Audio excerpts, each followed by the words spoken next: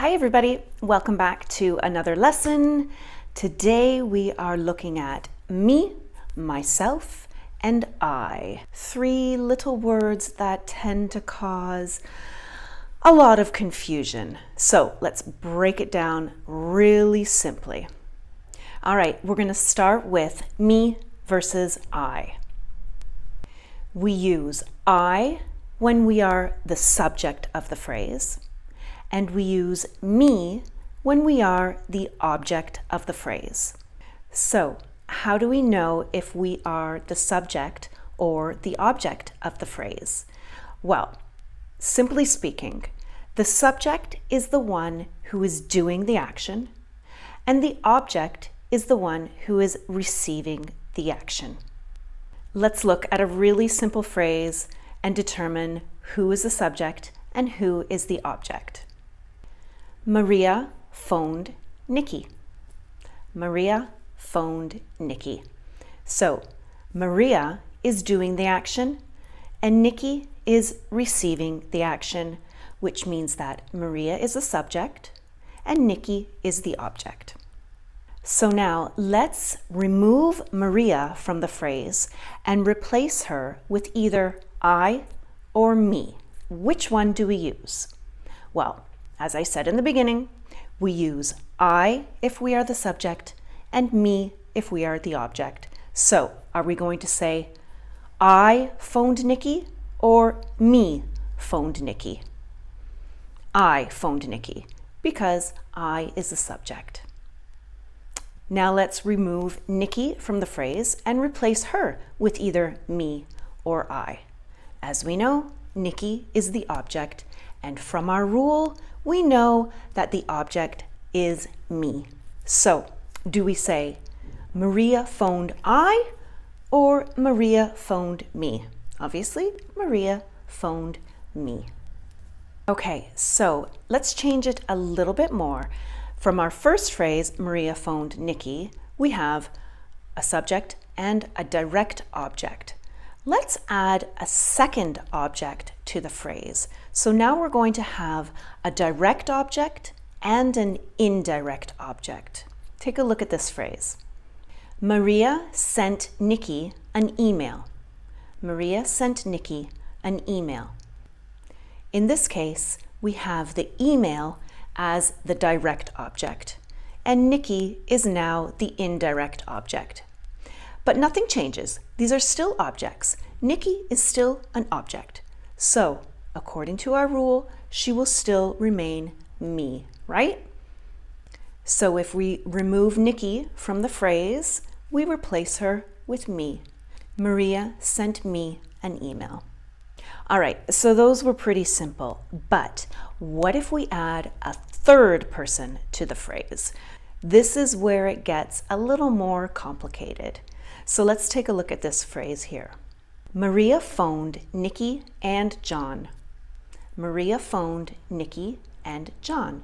So Maria is still the subject. She is doing the action. Now we have two objects, Nikki and John. They are receiving the action. So now what we're going to do is remove John from the phrase, and we need to decide, do we replace him with me or I? Let's take a look at our two options. Maria phoned Nikki and me, or Maria phoned Nikki and I. This is tricky because you will hear native speakers say both of these phrases. Which one is correct?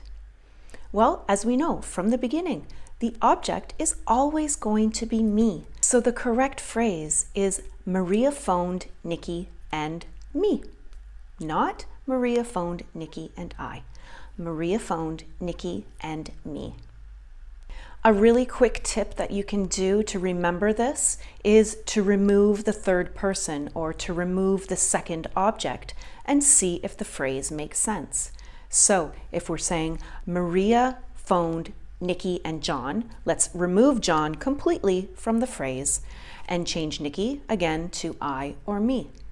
Maria phoned me or Maria phoned I. The correct answer is Maria phoned me.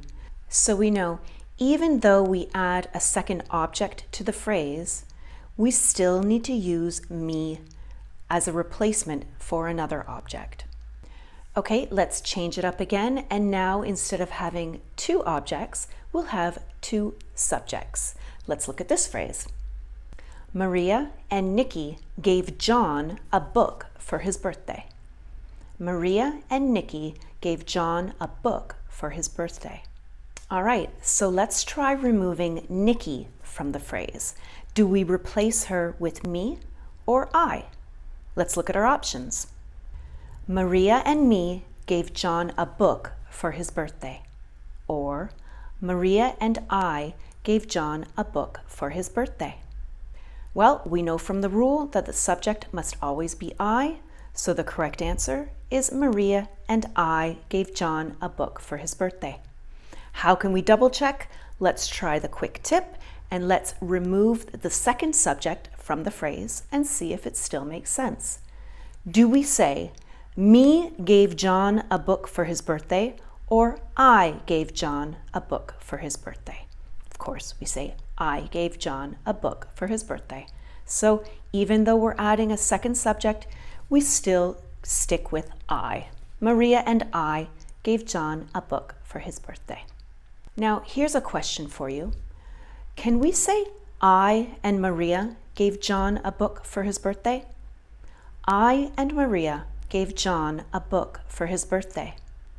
Now, although I is correct because I is the subject, in English, we always put the other person in front of us. So we won't start the phrase with I, we would start the phrase with the other person. So Maria and I gave John a book for his birthday.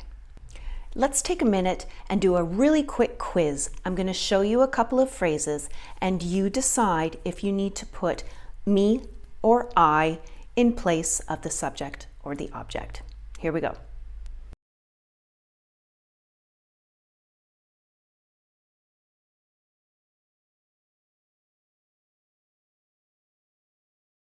All right, let's jump to the next part of our lesson where we want to talk about the word myself.